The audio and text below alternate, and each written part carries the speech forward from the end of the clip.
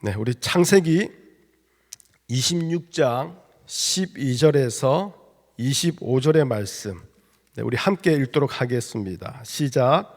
이삭이 그 땅에서 농사하여 그 해에 100배나 얻었고 여호와께서 복을 주심으로 그 사람이 창대하고 왕성하여 마침내 거부가 되어 양과 소가 떼를 이루고 종이 쉼이 많으므로 블레셋 사람이 그를 시기하여 그 아버지 아브라함 때에 그 아버지의 종들이 판 모든 우물을 막고 흙으로 메웠더라. 아비멜렉이 이삭에게 이르되 내가 우리가 크게 강성한즉 우리를 떠나라. 이삭이 그곳을 떠나 그랄 골짜기에 장막을 치고 거기 거류하며 그 아버지 아브라함 때에 팠던 우물들을 다시 팠으니 이는 아브라함이 죽은 후에 블레셋 사람이 그 우물들을 메웠음이라. 이삭이 그 우물들의 이름을 그의 아버지가 부르던 이름으로 불렀더라. 이삭의 종들이 골짜기를 파서 샘 근원을 얻었더니 그랄 목자들이 이삭의 목자와 다투어 이르되 이 물은 우리의 것이라 하매 이삭이 그 다툼으로 말미암아 그 우물 이름을 에색이라 하였으며 또 다른 우물을 팠더니 그들이 또 다툼으로 그 이름을 신나라 하였으며 이삭이 거기서 옮겨 다른 우물을 팠더니 그들이 다투지 아니하였으므로 그 이름을 르호벳이라 하여 이르되 이제는 여호와께서 우리를 위하여 넓게 하셨으니 이 땅에서 우리가 번성하리로다 하였더라. 이삭이 거기서부터 브엘세바로 올라갔더니 그 밤에 여호와께서 그에게 나타나 이르시되 나는 내 아버지 아브라함의 하나님이니 두려워하지 말라. 내 종 아브라함을 위하여 내가 너와 함께 있어 내게 복을 주어 내 자손이 번성하게 하리라 하신지라.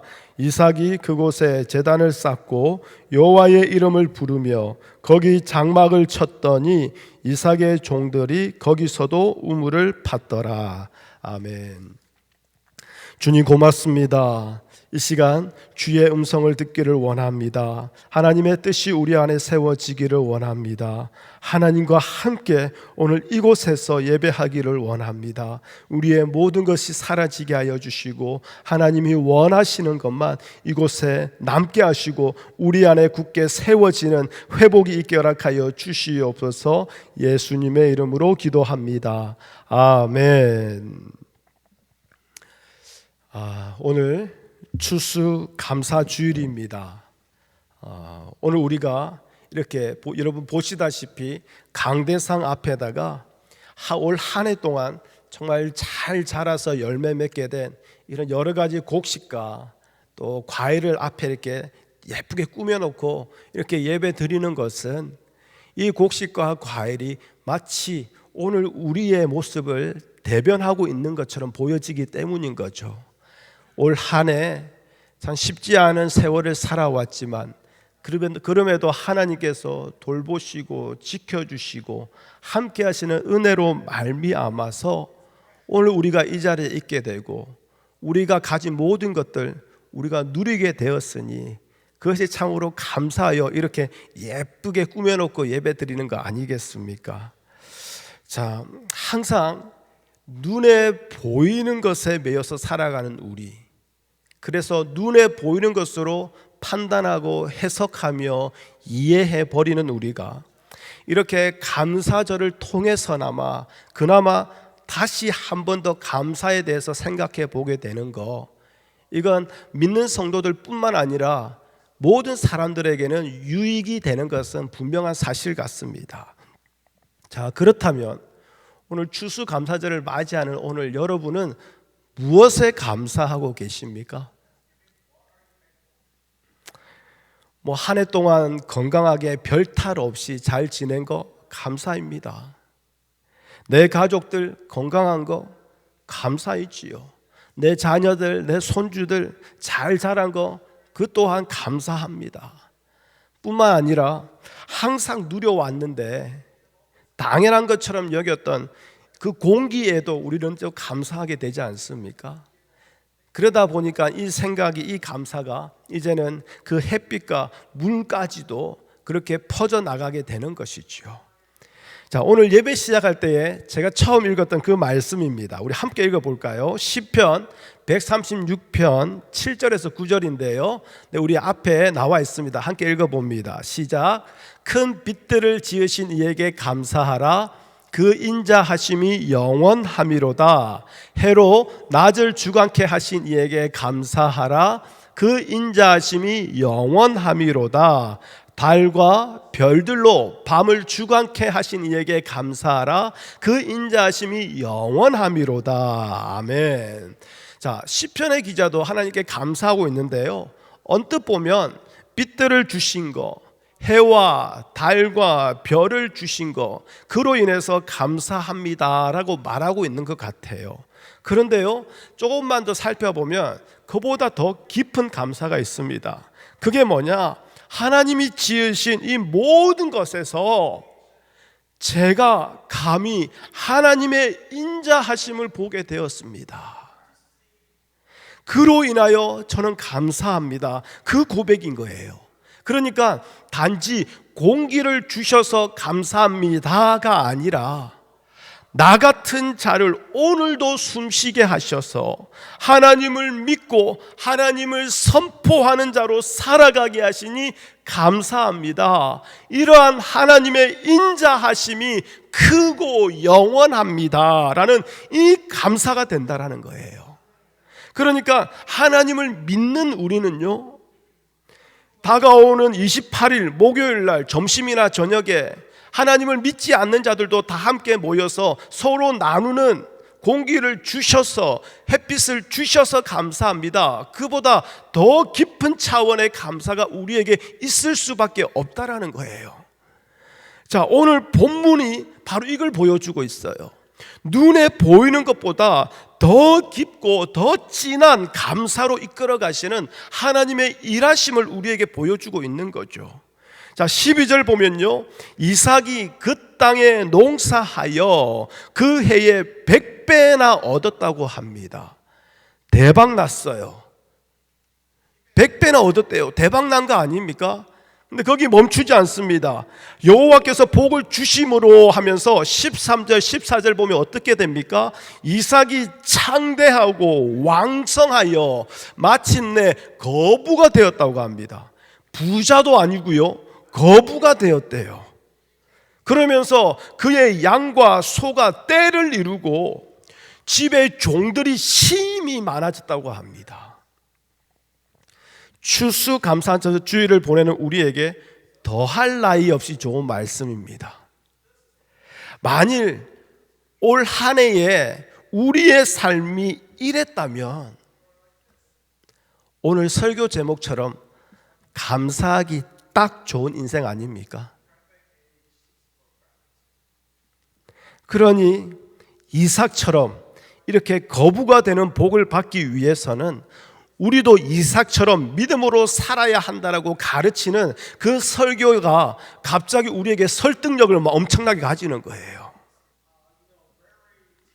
그리고 실제로 언젠가 나도 추수감사 주일날 이삭과 같은 저런 거부가 되는 복을 받아서 간증이라도 할 수 있으면 좋겠다. 그래서 정말 감사하기에 딱 좋은 인생이 되었으면 좋겠다, 그런 마음이 우리 안에 다 있지 않습니까?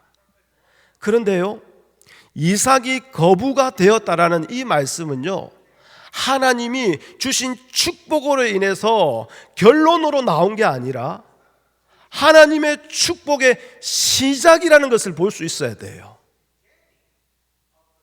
일단 이삭은요, 거부가 되는 복을 받을 만한 짓을 한 게 없어요.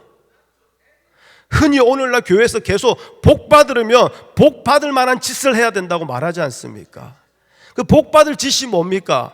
어떻게든 더 드리고 더 섬기고 더 헌신하고 결국 내가 무언가를 해야 되는 거예요. 그렇죠? 그러고 난 뒤에 주신 거면 나중에는 하나님의 은혜다고 말하지만 내가 그렇게 기도했더니, 그렇게 헌금했더니, 그렇게 봉사했더니 이런 말들이 나오지 않습니까? 제가 거듭 말씀드리지만 목회자 자녀들이 잘 됐대요, 의사가 됐대요, 어디에 들어갔대요. 그러면 다들 하나같이 하는 말이 그 목사님, 그 사모님 그렇게 헌신하더니. 물론 연관관계가 아무것도 없다라고 저는 말 못하겠어요. 그런데 그렇게 해석하면 너무 위험하다라는 거예요. 많은 목사님의 자녀들 중에 아예 태어날 때부터 장애를 가지고 태어나는 자들이 있습니다. 사고로 인해서 장애를 가지는 자녀들이 있습니다. 그러면 그분들의 목회는 신실하지 못했어요? 믿음대로 하지 못했어요? 그렇게 되었을까요? 인생은 그렇게 해석해내는 게 아니라는 거죠. 여러분, 흔히 복 받고 싶으면 복 받을 짓을 해라. 여러분, 오늘 이삭의 내용에서 그것이 맞는가 한번 볼까요? 자, 오늘 우리가 읽은 창세기 26장 12절부터 읽었는데요, 26장 1절부터 바로 앞에 내용을 보면요, 이삭이 흉년으로 인해서 그랄 땅으로 갑니다.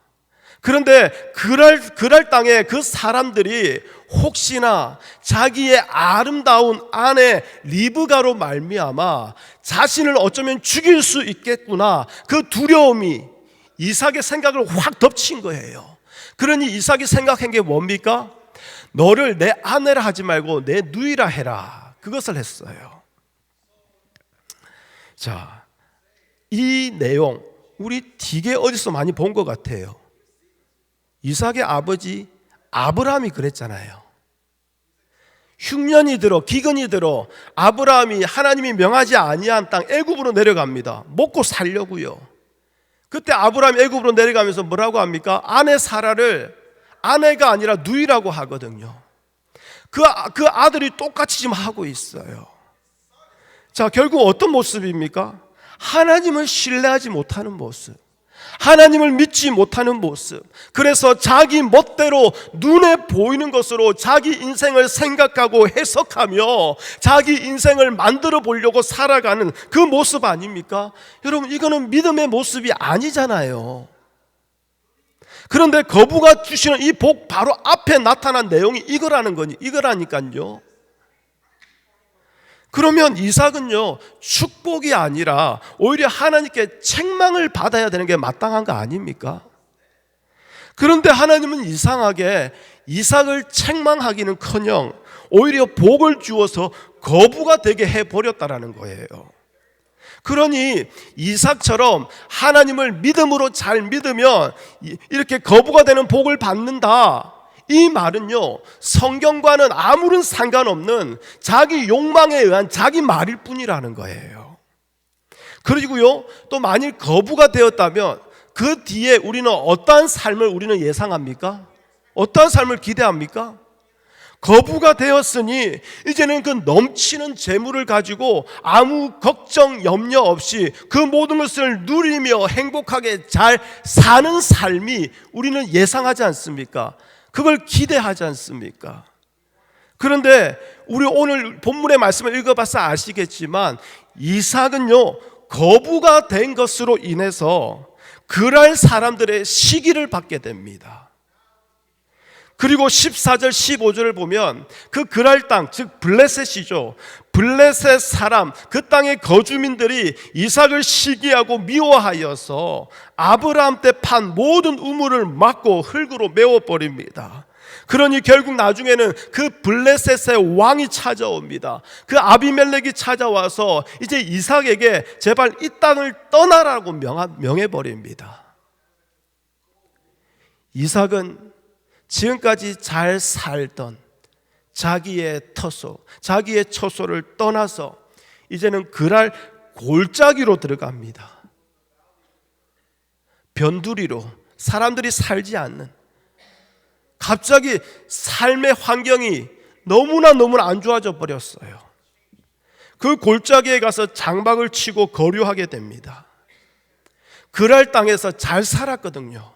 문제없이 평안하게 아주 잘 살았는데 그 평안의 삶이 다 깨어져 버린 거예요. 무엇 때문에요? 거부가 된 것 때문에요. 거부가 되지 않았으면 이삭은 겪지 않아도 될 일입니다. 그런데 하나님이 거부가 되게 함으로 말미암아 이런 일들을 겪게 되는 거예요. 자, 이삭 포기하지 않습니다. 다시 아브라함 때 팠던 우물을 탑니다. 다행히도 물이 나와요. 그런데 즉시 그랄 목자들이 와서 자신들의 물이라고, 자신들의 것이라고 다투게 됩니다. 그러자 이삭은 그 우물의 이름을 다툼이라는 뜻을 가진 에색이라고 그게 이름을 붙입니다. 여러분, 에색이라는 이 단어는요, 단순히 이렇게 말다툼하는 그 다툼을 말하는 게 아니에요. 에색이란 이 단어는요, 어떤 물리적인 폭력이 들어간 단어예요.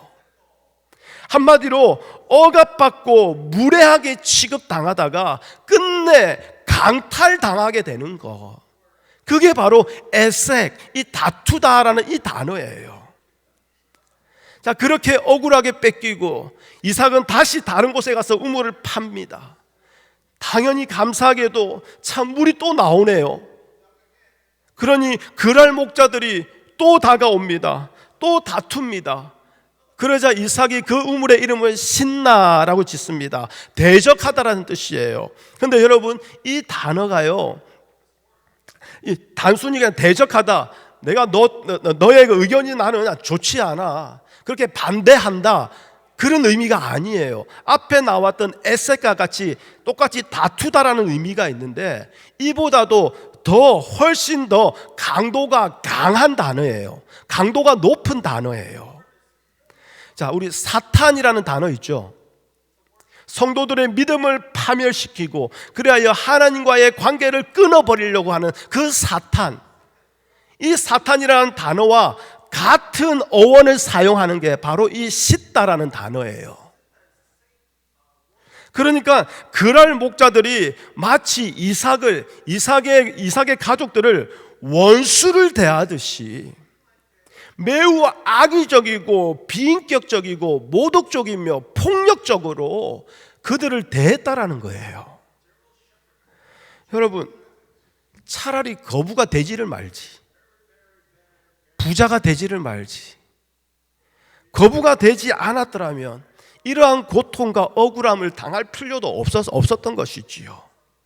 자, 그렇다면 여기서 한번 묻겠습니다. 이 시점에서 여러분들은 어떻습니까?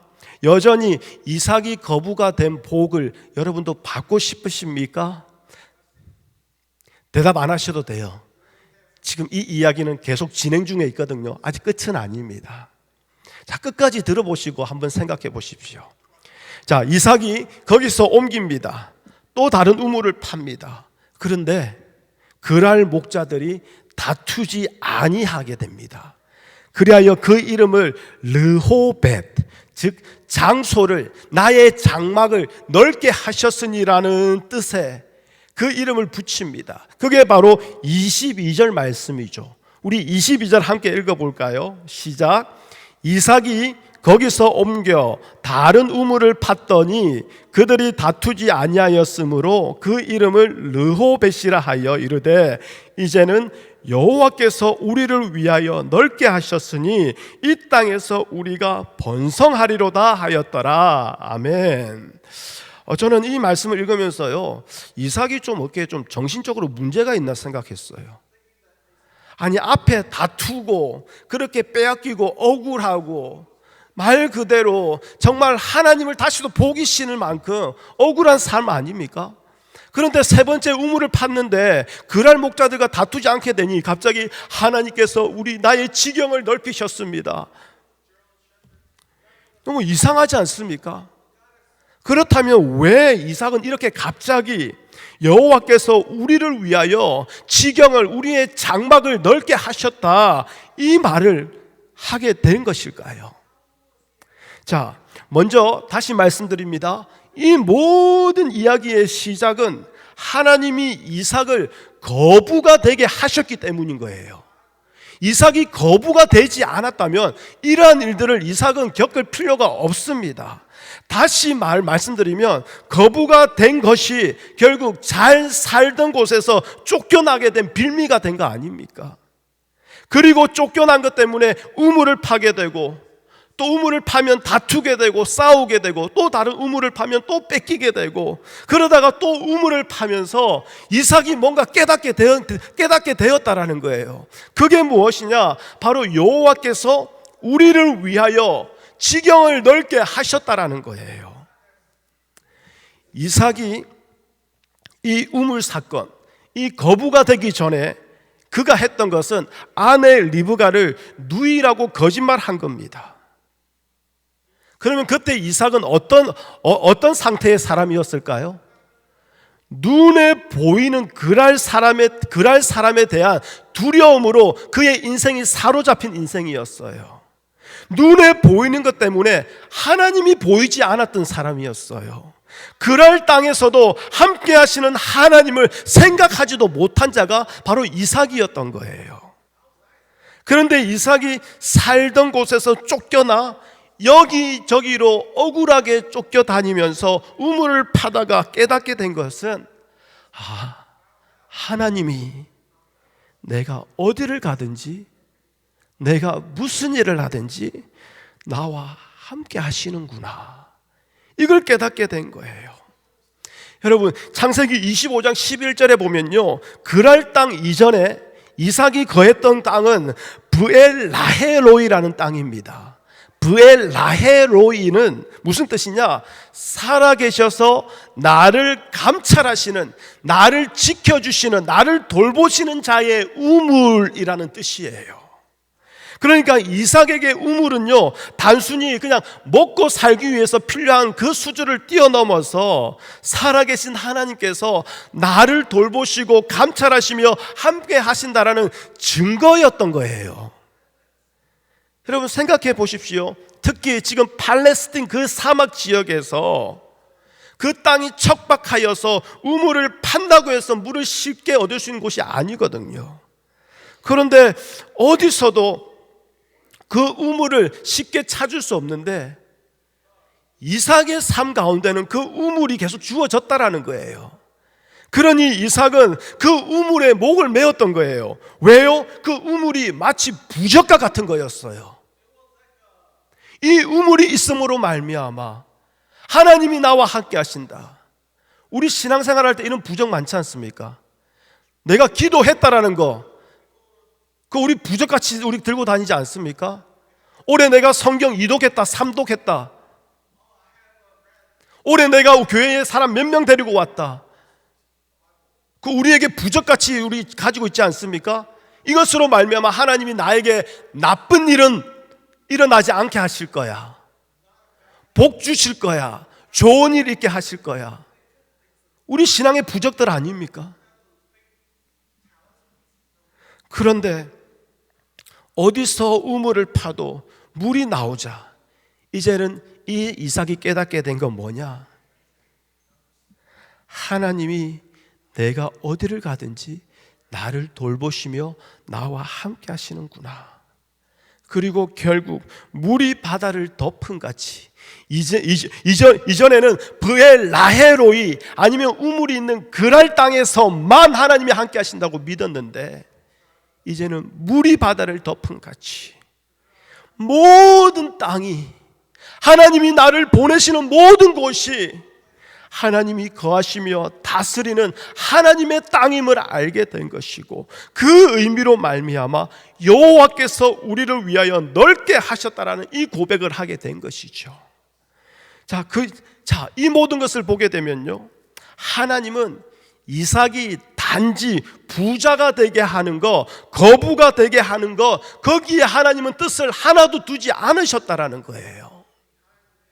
거부가 되게 하셔서 쫓겨나게 하시고 억압받고 무례하게 취급받다가 결국 강탈당하는 고난과 어려움의 시간을 통해서 하나님이 이삭에게 주시기 원하셨던 하나님의 복은 네가 어디서 있든지 네가 무엇을 하든지 내가 너와 함께 한다라는 거, 그 하나님을 깨닫기 원했던 거예요. 욥의 버전으로 말하면 이전에는 귀로만 듣던 하나님이었는데 이제는 그 하나님을 내 삶에서 내가 눈으로 봅니다. 그 하나님을 내가 피부로 느낍니다. 그 하나님을 내가 오늘도 함께 더불어 살아갑니다. 그거 아닙니까? 그렇다면 왜 아내 리브가를 아내라고 거짓말한 그 이삭의 사건에 바로 이어서 하나님이 이삭을 거부가 되게 하셨는지, 이게 우리가 좀 더 이해가 잘 되지 않습니까?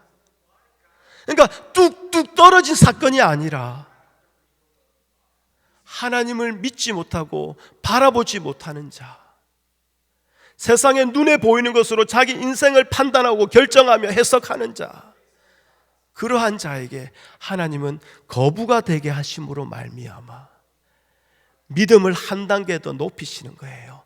들어가지 못했던 깊은 곳에 들어가게 하시는 그 믿음을 세우시는 것이지요.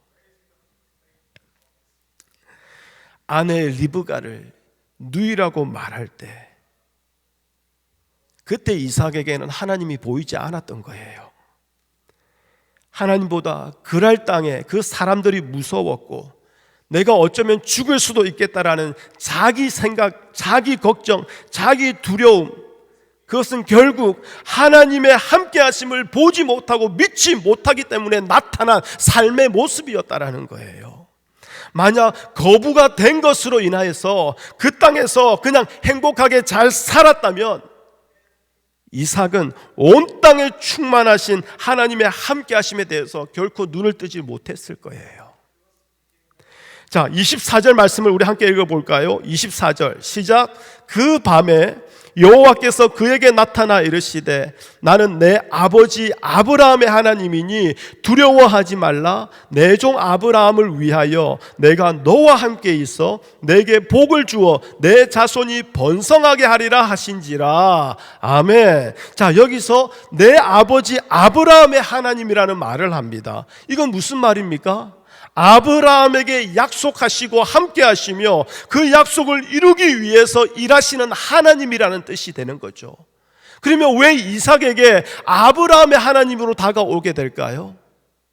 우리는 내 인생을 위한 하나님을 찾습니다. 하나님의 뜻과는 상관없이, 하나님의 영광과는, 하나님의 거룩과는 상관없이 내 인생이 평안하고 내 인생이 형통해지고 내 인생이 앞에 보이는 이 곡식과 열매들처럼 많은 것으로 풍성해지는 나만의 인생을 위해서 살아갑니다. 이러한 인생을 도와주시고 복 주시는 하나님을 우리는 구하죠. 근데 하나님은 그런 하나님이 아니라는 거예요. 이러한 우리의 인생을 아브라함의 하나님, 즉 태초 전부터 뜻을 세우시고 그 하나님의 일하심을 위하여 우리를 그 하나님의 일하심 속에 가져다 놓으시는 하나님, 나의 인생을 위해서 일하시는 하나님이 아니라 하나님의 영광을 위하여, 하나님의 뜻을 위하여 태초부터 지금까지 일하고 계시는 그 하나님, 그 하나님의 일하심에, 그 하나님의 선하심에 우리의 인생을 갖다 놓으시는 하나님, 바로 그 하나님을 말하는 거죠. 그러면 오늘 우리가 감사할 수 있는 것은 이 올 한 해 나에게 이런 걸 주셨기 때문에, 지금 내가 이런 것을 받았기 때문에 감사하는 것이 아니라 나의 인생이 하나님의 뜻에 합하여지고 하나님의 계획 안에서, 하나님의 인도하심 아래서 살아가게 되는 것, 그것으로 인하여 우리의 감사해야 되지 않겠습니까? 자, 여러분, 바로 여기에, 바로 이 말씀에 보면 이삭에게 하나님이 복을 주어서 내 자손이 번성하게 하리라 라고 약속하세요. 여러분, 이 자손은요 에서와 야곱을 말하는 게 아닙니다. 이 자손은 누구냐? 아브라함과 다윗의 자손 예수 그리스도를 말하는 거예요. 예수 그리스도, 그분이 이 땅에 오실 때에 그분의 이름을 뭐라고 했습니까? 임마누엘, 하나님이 우리와 함께 하시는 임마누엘. 그런데 왜 갑자기 예수님이 오실 때에 하나님이 함께 하신다라는 임마누엘의 이름을 가지고 왔을까요? 지금까지 그 이스라엘이, 하나님의 택한 백성들이 성경이 계시하고 하나님의 뜻을 위하여, 하나님의 영광을 위하여 일하시는 하나님을 바라본 게 아니라 내 인생을 위하여 일하는 하나님을 바라보았거든요. 그러니 참된 하나님이 오시면서 그 거짓된 우상과 같은 하나님을 다 무너뜨리시고 이제는 참된 하나님, 하나님의 영광을 위하여, 하나님의 뜻을 위하여 함께 하시는 그 하나님이 우리와 세상 끝날까지 함께 하시겠다라는 그 임마누엘 하나님으로 우리에게 다가오시는 거죠. 그리하여 그 하나님이 택한 백성들이 이제는 영원한 생명을 누리게 되는 것, 이걸 바로 의미하는 것이요, 이삭 또한 하나님의 함께 하심으로 말미암아 이 약속에 참여하게 되는, 이 복을 받게 되는 거예요. 여러분, 이게 이삭이 받은 복이에요. 이 모든 내막을 알게 된 이삭이 비로소 이제 제단을 쌓습니다. 여호와의 이름을 부르며 장막을 칩니다. 여러분, 이전까지요, 이삭은요 제단을 쌓지 않았어요. 우리 17절 보십시오. 이삭이 그곳을 떠나 그랄 골짜기에 장막을 치고 거기 거류하며. 제단 쌓은 적이 없었어요, 지금까지. 무슨 말입니까? 지금까지 자신의 생존만 생각했다라는 거예요. 내가 먹고 사는 거, 내 가족이 행복한 거, 그것만 생각했던 사람이에요. 자신의 생존을 도우시는 하나님을 마치 부적처럼 자꾸 그 우물에서 확인하려고 했던 자예요. 그랬던 인생이 우물과 다툼을 통해서 자신의 장막이 넓다는 것을 깨닫게 되고, 세 번째 우물을 판 후에 르호벳이라고 이름을 붙이게 된 것이죠. 이렇게 이삭은 점차 하나님이 이끄시는 삶에서 하나님의 함께 하심에 눈을 뜨게 되었고요, 자신과 함께 하시며 언약을 이루시는 여호와의 이름을 마침내 부르게 되었다라는 거예요. 이것이 이삭에게 주어진 복이요, 이삭이 살게 된 인생이요, 그렇다면 이것이야말로 감사하기 딱 좋은 인생 아닙니까? 그를 거부가 되게 하신 것, 부자가 되게 하신 그 일에는 이러한 하나님의 뜻이 있었다라는 거예요. 제단을 쌓고 여호와의 이름을 부르게 되었다라는 것, 그것은 이제 내 삶의 모든 순간, 모든 것의 주인은 제가 아닙니다, 하나님이십니다, 그 고백이거든요. 우리가 어디에 있었든지 하나님은 우리와 함께 하셨습니다. 우리가 깨달았든지 깨닫지 못했든지 상관없습니다. 그러나 분명한 사실은 지금까지 살아온 올 한 해의 삶, 하나님이 우리와 함께 하셨다라는 거예요. 어떨 때는 여러분이 거부가 되는 듯한 그 풍요와 만족을 누렸을 때가 있었을 겁니다. 반대로 어려움과 이해할 수도 없는 그 억울함 속에서 하나님을 불러봐도 어찌할 수 없을 그럴 처지에 빠지기도 했던 적도 있었을 것입니다. 그런데 임마누엘의 하나님은 그 모든 일에서 우리의 주가 되어 주셔서 우리를 인도하셨다라는 거예요. 우리를 고와 같이 버려두지 아니하시고 함께 하시는 하나님을 알게 하시기 위해서, 부적과 같은 하나님이 아니라 하나님의 영광을 위하여, 하나님의 뜻을 위하여 우리와 함께 하시는 그 하나님을 알게 하기 위해서, 그래서 그 하나님을 만나 이제는 어떠한 형편에서도 그의 영광을 찬송하는 하나님의 백성으로, 하나님의 자녀로 삼기 위하여 하나님은 우리와 함께 하셨다라는 거예요. 2024년 한 해 동안 우리 수요 중보 기도회를 계속해 왔습니다. 그때 함께 기도했던 성도들의 기도 제목들이에요. 1월 달부터요, 제가 그냥 제 눈에 보이는 대로 그냥 랜덤하게 그냥 뽑아왔습니다. 제가 한번 읽어 드릴게요. 2024년 1월 달부터 기도한 겁니다. 최순복 집사님, 당뇨와 눈 시력으로 염려가 많았습니다. 그를 위해서 기도했습니다. 주디와 제니 자매, 어머니 김영옥 성도님이 소천하심으로 말미암아 그 두 자매에게 위로와 평안을 위해서 기도했습니다. 이기순 권사님 가정의 신앙 회복을 위하여, 또 권사님 건강 회복을 위하여 기도했습니다.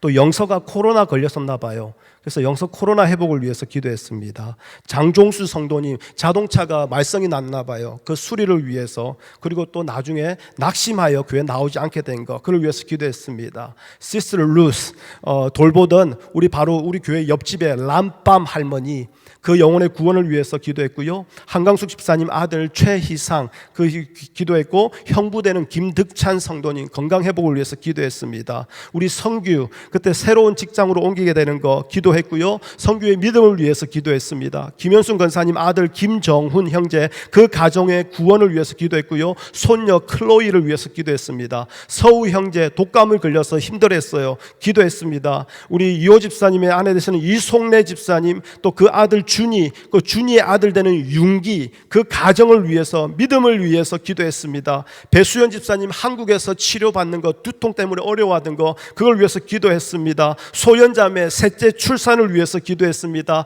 박설연자매 계속 교회 나오지 못하여서 기도했습니다. 조순영 권사님, 강윤성 권사님 건강 회복을 위하여 하나님의 치료의 손길을 위해서 기도했습니다. 이윤수 집사님 저혈압과 어지럼증 때문에 힘들어하셨던 거 기도했습니다. 소농도 어지럽고 구토가 있었습니다. 기도했습니다. 최순경 집사님 심장이 좋지 않아서 검사받게 되고 치료되는 거 기도했습니다. 사위 백인석 그 형제의 구원을 위해서 기도했습니다. 조연순 집사님 신앙 회복을 위해서 기도했습니다. 정요셉, 정지민 LA 방문과 한국 방문을 위해서 기도했습니다. 그리고 시스터 루스의 친구 되는 베스, 그 자매의 조카 되는 16살 되는 스티븐, 갑자기 암이 걸리게 되었고 암 치료를 위해서 기도했습니다. 그리고 나중에는 결국 소천하게 됐지만 마지막에 주님을 나의 구주로 영접하며 소천되었습니다. 그 가족을 위해서 기도했습니다. 에이바, 메이, 우리 홍수정 권사님의 딸 니키타, 그리고 사위 제이 형제를 위해서 기도했습니다. 이희경 성도님 한 달 넘게 결석해서 계속 기도했습니다. 김희진 성도님 무릎이 좋지 않아서 기도했습니다. 우리 박승환 형제님 종서 버지니아로 출장 가게 되는 거 기도했습니다. 임재강 전도사님, 엄영성 선교사님 기도했습니다. 김종환 누군지 모르죠? 한국에 있는 제 친구예요. 이 구원을 위해서 기도했습니다. 김순자 집사님 그 건강을 위해서, 믿음 생활을 위해서 기도했습니다. 이제 4월달 넘어왔습니다. 자, 우리 문덕필 권사님 항암 치료를 위해서 기도했습니다. 우리 찬욱이, 준이, 연재, 다인이 그 믿음의 회복을 위해서 기도했습니다. 추순천, 이병삼, 송창빈, 표미경, 이정호 기도했습니다. 장한나 성도님 눈과 허리의 회복을 위해서 기도했고요. 남편 제이슨 성도님의 믿음을 위해서 기도했습니다. 홍순영 권사님 위에 종양이 발견된 거 기도했습니다. 우리 주디 자매 시어머니 간암 때문에 우리가 기도했습니다. 유재성 권사님 신앙 회복을 위해서 기도했습니다. 김리나 자매님 영육간의 회복을 위해서 기도했습니다. 고경자 성도님 교회로 돌아올 수 있도록 기도했습니다. 이정호 성도님 시민권 문제를 위해서 기도했습니다. 여름 수련회 하나님께서 예비하신 은혜를 위하여 기도했습니다. 종서 군대 가는 거 뿐만 아니라 그의 진로를 위해서 기도했습니다. 송한나 목사님 눈 회복과 그리고 신장과 콩팥을 위해서 기도했습니다. 남지영 집사님 독감으로 인하여 몸이 많이 좋지 않았습니다. 기도했습니다. 신재성, 이진나 자매 그 가정을 위해서 기도했고, 어머니의 아까 암 치료를 위해서 기도했습니다. 김현미 자매님 그 어머니 그 코에 있는 염증을 위해서 기도했습니다. 소농 자매 그 어머니의 친구분이 돌아가셨습니다. 장례를 위해서 기도했고요. 우리 까메오 형제 풀타임 잡을 위해서 기도했습니다. 그리고 소농자매 아버님 3월 달에 다시 여기로 돌아오십니다. 기도했습니다. 우리 다인이, 이재영 성도님 기도했습니다. 우리 연석 형제 풀타임 잡을 위해서 기도했습니다. 이영자 집사님 허리와 옆에 옆구리 결리는 거 기도했습니다. 최혜숙 성도님 다시 믿음의 뿌리를 견고하게 내릴 수 있도록 기도했습니다. 우리 정상순 권사님 딸네 집으로 이사가고 난 뒤에 예배 생활을 하지 못하는 거, 그를 위해서 기도했습니다. 우리 시스터 루트 필리핀 여행 데려간 거, 그리고 그 필리핀 그 가족들을 위해서 기도하고 있습니다. 우리 쾌시 목사님 암 치료받고 지금 이제 다시 이겨내고 있는 그 모든 상황들을 위해서 기도했습니다. 신한나 집사님 건강 회복을 위하여, 또 일본 여행 갔다 오신 걸 위해서 기도했습니다. 강윤성 권사님 수술 잘 받았습니다. 회복을 위해서 기도했습니다. 우리 교회 함께 예배 드리지 못하지만 최영민 권사님, 안경순 권사님 기도했습니다. 박죽자 성도님, 유상섭 성도님 믿음 생활을 위하여, 그리고 유상섭 성도님의 학업을 위해서 기도했습니다. 황창규 목사님, 신은자 사모님 건강과 병원 선교회 사역을 위해서 기도했습니다. 남정숙 집사님 허리와 다리 고관절 쪽으로 그 통증이 있는 거 기도했습니다. 신명진 자매님 그 가정 코로나 걸려서 고생했는데 그때 기도했고요. 그 가정의 남편과 부모님의 구원을 위해서 기도했습니다. 이용배 목사님 소천하셨고 그 장례를 위하여 유가족들을 위해 기도했습니다. 우리 교회의 키즈 철치 아이들 반드시 예수님 만나는 인생 되게 해달라고 기도했습니다. 우리 이다혜 성도님 한동안 나오지 않다가 갑작스럽게 나오셨어요. 그 사이에 뇌 수술을 받았고 휴증으로 해요 힘들어합니다. 기도하고 있습니다. 그리고 우리 교회 자녀들, 청년들 진로와 학업을 위해서, 그들의 믿음을 위해서 기도했습니다. 문덕필 권사님의 남편 되는 안유건 성도님 계속 기도하고 있습니다. 지난주에 함께 예배드렸던 정동화 집사님 그의 믿음 생활 다시 시작하는 걸 위해서 기도하고 있습니다. 휴 맨 요 여러분, 기도 제목만 제가 읊어도 지난 한 해 동안 우리의 삶에 어떤 일이 있었는지 대충 기억나시죠? 그런데 여러분, 제가 말씀드리는 것은 그 일에 초점을 둘 것이 아니라 그 일들을 통해서 하나님이 어떤 일을 우리에게 행하시는지 거기에 초점을 둘 수 있었으면 좋겠습니다.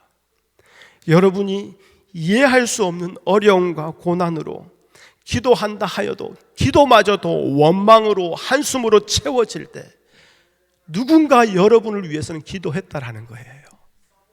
누군가 여러분은 그 시간에 시간을 내고 마음을 다하여서 주의 이름을 부르며 여러분을 위해서 기도했다라는 거예요. 이거 뭡니까? 그분들을 높여주십시오, 감사합니다, 그게 아니라 하나님이 함께 하신다라는 최소한의 증거 아닙니까? 하나님이 여러분들을 내버려 두지 아니하셨다라는 최소한의 증거가 아니겠습니까? 여러분, 우리가 어디에 있든지 어떤 형편이든지 하나님은 우리와 함께 하십니다. 그러기에 성도된 우리는 우리의 삶의 형편을 가지고 복의 여부를, 감사의 여부를 말할 수 없다라는 거예요. 거부가 부자가 되는 놀라운 상황이어도 반대로 아무것도 가진 것 없는 초라한 상황이라 할지라도 그 일을 통해서 하나님이 하시고자 하는 일이 있고 그 일은 분명 우리로 하여금 더 큰 복의 세계에 눈을 뜨게 하시는 것임을 우리가 생각하고 깨닫게 되었다면 우리는 우리의 삶 모든 곳에서 언제라도 제단을 세울 수밖에 없는 자들 되지 않겠습니까? 모든 곳에 하나님이 주가 되셔서 우리를 다스리고 함께 하시기 때문인 거예요. 그러니 오늘 여러분 눈에 보시는 이 강대상 앞에 이렇게 곡식과 열매로서 제단을 쌓은 거, 이것이 이제는 여러분 삶으로 옮겨가야 된다라는 거예요. 좋은 일뿐만 아니라 내가 이해할 수 없는 그 일에서도 말합니다. 여러분, 바로 내 삶의 모든 곳에서 제단을 쌓게 되는 것, 이게 우리에게 복이라는 거예요. 제단 쌓는 거 뭐라고요? 내 삶의 주인은 하나님이십니다, 이거예요. 지금까지는 내게 주신 것으로 감사했거든요. 공기 주셔서 감사하고, 햇빛 주셔서 감사하고, 물 주셔서 감사하고, 하여튼 다 주신 것으로 감사했는데 이제 내 삶의 제단을 쌓는다는 건 뭐겠습니까? 반대로 가져가시는 하나님께 대하여 감사하게 된다라는 거예요. 가져가셔도 그 하나님이 여전히 나의 주가 되신다라는 거, 그 믿음의 고백을 하는 것이요, 이는 결국 내 것은 하나도 없음을 고백하는 거 아닙니까? 여러분, 이것이 바로 복음의 역설이에요. 내 것은 다 사라지는데 전부를 가지게 되는 이 복음 말입니다. 내 뜻대로 되는 거 하나도 없었는데 내 인생은 결국 형통의 길로 가게 되는 것. 그래서 가짐으로써, 받음으로써 감사가 아니라 버림으로써, 내려놓음으로써 감사하게 되는 것, 바로 이 삶 말입니다. 그래서 거부가 되는 것이 복이 아니라 거부가 되게 하심으로 어려움과 고난의 길로 갈 수밖에 없도록 이끄시는 하나님께서 우리의 믿음의 영역을 넓히시는 것. 교회에 올 때만 하나님을 기억하는 자가 아니라 가정과 직장과 내가 내 삶에서 만나는 모든 이들의 그 관계 자체가 내 것이 아니라 하나님의 것으로 나에게 주어졌음을 깨닫고 그 모든 일들이 결국 예수 그리스도 안에서 번성케 하시는 하나님의 함께 하심을 보게 하시고 누리게 하시는 것. 그렇다면 우리의 인생이야말로 감사하기에 딱 좋은 인생 아닙니까? 솔직히 오늘 이 설교 제목요, 야야야 내 나이가 어때서 사랑하기 딱 좋은 나이인데, 그 트로트에서 영감을 받았어요. 찬양, 한국 찬양을 영어로 번역된 것들을 계속 찾아봐야 됩니다. 근데 찾아보다 보니까 아니 이 트로트 노래가 영어로 번역돼서 같이 뜨더라고요. 그래서 그냥 쉬어갈 겸 또 노래가 어떤가 한번 처음부터 끝까지 들어본 적이 없어서 한번 들어보려고 눌렸다가, 이야, 이 성령의 감동이 제게 다가오는데요. 그렇다, 이번 주 설교 제목은 이거다. 야야야 내 나이가 어때서 사랑하기 딱 좋은 나이인데, 이걸요 이렇게 바꿔보면 어떨까요? 야야야 내 인생이 어때서 감사하기 딱 좋은 삶인데. 우리 함께 한번 불러볼까요? 야야야 내 인생이 어때서 감사하기 딱 좋은 삶인데. 할렐루야! 여러분, 이렇게 바꾸어질 수 있기를 바랍니다. 거부가 되었기 때문에, 올해의 100배나 얻었기 때문에, 양과 솥대를 이루고 우리 집의 종들이 심이 많아졌기 때문에 감사가 아니라, 이 모든 일들을 통해서 임마누엘의 하나님을 향한 우리의 마음이 넓어지게 하시고 예수 그리스도로 내 삶에 부여하게 되는 영역이 넓어지게 되는 것, 그 기쁨이 넓어지게 되는 것, 그로 인하여 감사하는 인생으로 바뀌어지는 이런 은혜가 오늘 우리에게 있었으면 좋겠습니다. 다시 말씀드리지만요, 우리는 결단코 세상 끝날까지 하나님의 함께 하심으로 인해 언제라도 감사하기 딱 좋은 인생입니다.